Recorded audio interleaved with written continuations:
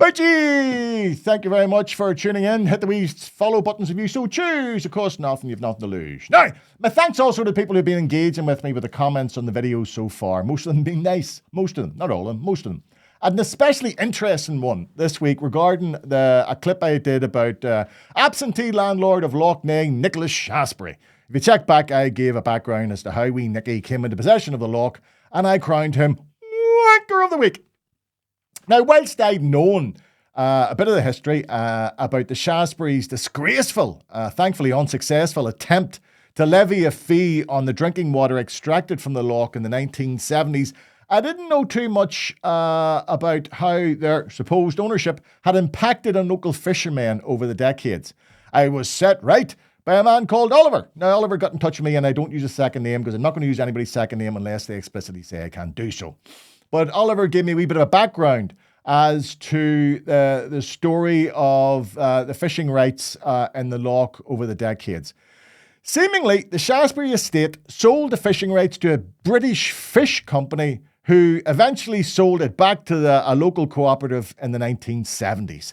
But until then, right, if you were trying to fish the lough, you were in sticky wicket because it was policed by off-duty bee specials who were stationed either in Portadown or Toome Bridge.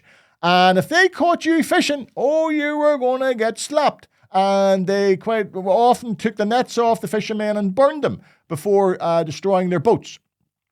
That was until the night they met their match in the shape of a local fisherman who also just happened to be a World War II veteran.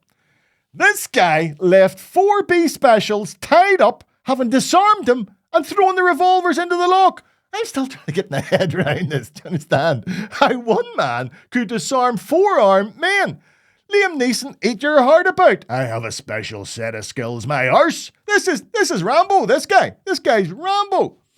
Of course, he ended up getting arrested. Everybody knew he was going to be arrested, and it was presumed that he would face a substantial term in prison. But to everyone's astonishment, the case was thrown out when it came to court. The reason? Well, the judge on the bench that day just happened to also be a Second World War veteran, and his sympathies was with Rambo fishermen and not the bee specials. The judge at the time pointing out that as soon as the specials left the shore and went into the lough, their authority disappeared and they had no right to mess with a fisherman. I don't know. I presume this is true. I don't know the story completely. I would love to know more about this amazing character, the Rambo of Lough Neagh. So if you know anything about him, any more about him, email me at jake@jakeokane.com. And if anyone has similar, unusual local stories, do get in touch. And of course, finally, my thanks to Oliver for sharing this one with me. The story of the Rambo of Lough Neagh. That's all, folks.